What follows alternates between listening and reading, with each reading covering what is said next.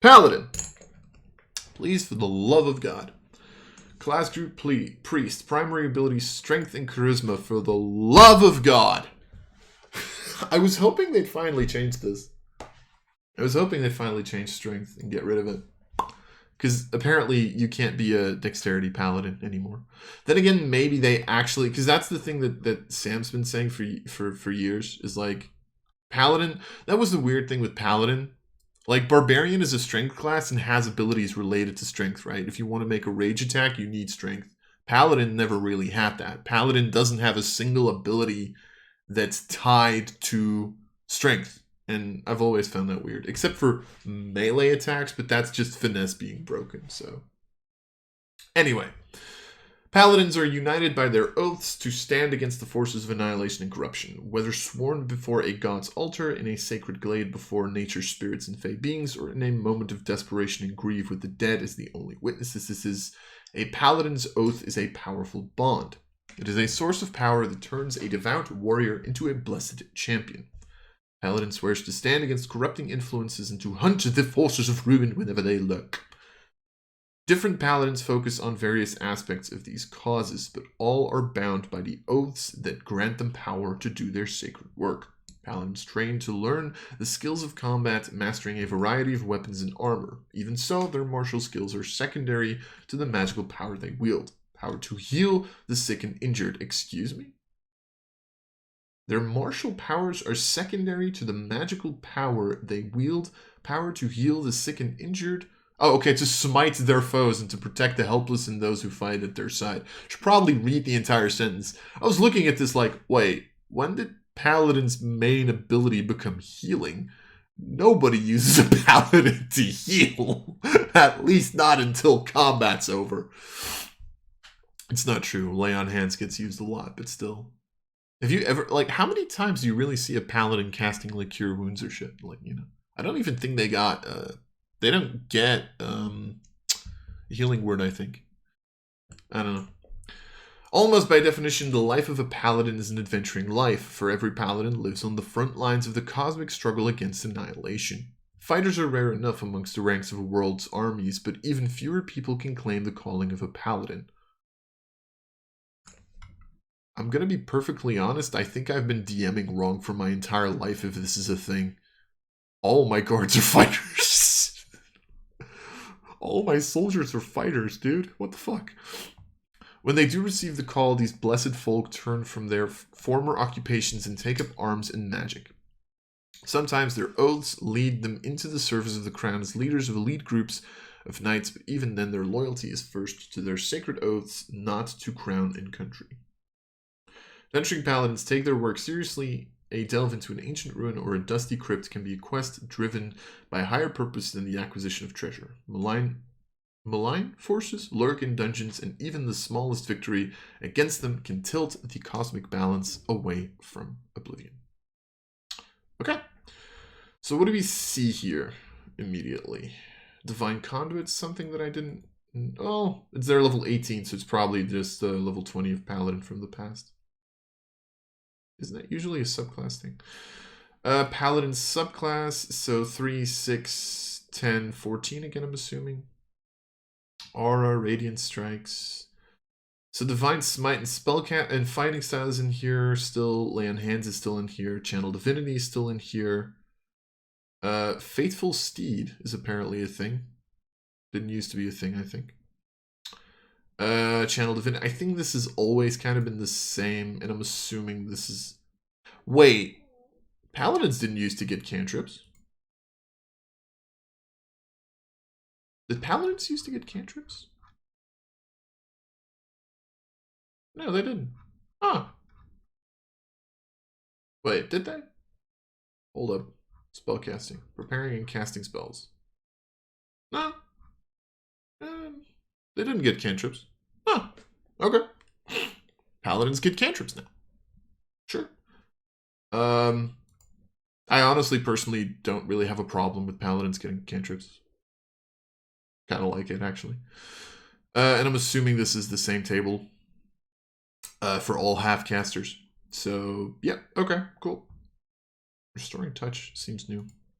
Alright, cool.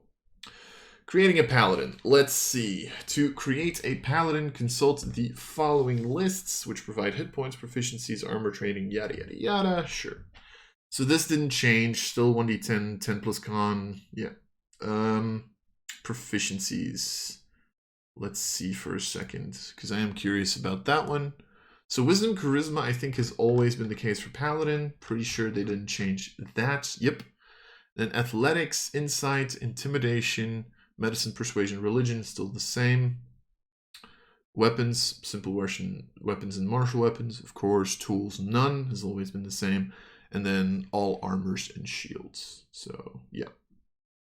Pretty much the same thing that it's always been, as expected. Starting equipment. Yeah, they just always give you chainmail now, but then again, they also just go with like the 150 gold. Sure. Alright, so if you want to multi-class, you must have at least 13 strength and charisma.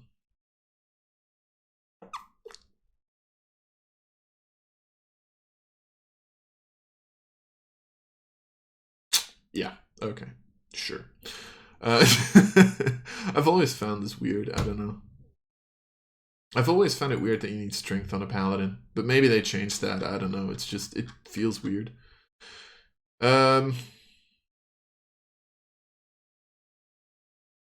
Yeah, okay, so they still do this as well, by the way. They still say that if you multi-class into Paladin, that you don't get heavy armor. Which I get, but I'm kind of sad about. And then spell slots, you add half your Paladins, rounded up. Up? Up.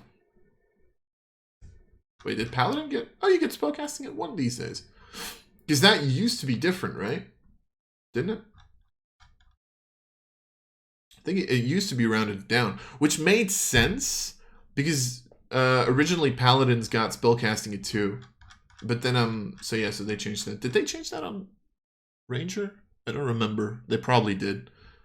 Okay, so yeah, they probably did change that on Ranger, and I just didn't pay attention. It's been a while, okay? Shush. All right. Alright, here. As a paladin, you gain the following class features. Sure. Lay on hands. Your blessed touch can heal wounds. You have a pool of healing power that replenishes when you take a long rest. With that pool, you can restore a number of hit points equal to 5 times your paladin level, so that hasn't changed. As a magic action, touch a creature, which could be yourself, draw power from the pool to restore a number of hit points to that creature up to the maximum amount remaining in the pool. In addition, you can expend 5 hit points from the pool of healing to remove the poisoned condition from the creature rather than using those points to restore hit points. Aha! This used to heal diseases, I think. I think Lay on Hands used to heal diseases. Right. To target 1 disease or neutralize 1 poison affecting it.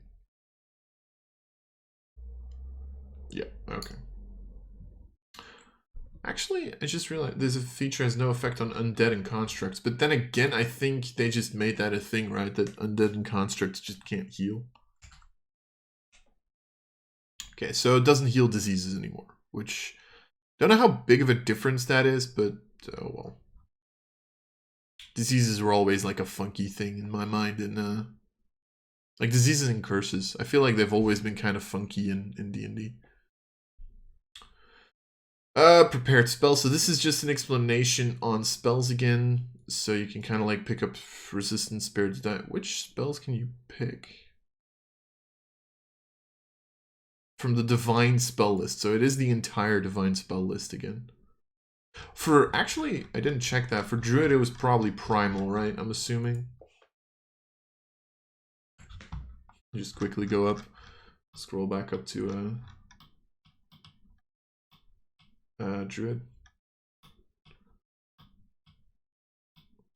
let's do this. Let's just quickly have a look at that. Where was it? Is it higher up? Where's my spellcasting? God damn it. Ah! Where's spellcasting? I can't find it anymore. Because I'm dumb. Oh, there you go. I didn't actually look at this. Was it only primal? From the primal spell list. Yeah, I figured it. Okay. Sorry. Just quickly wanted to check that. Makes sense, right?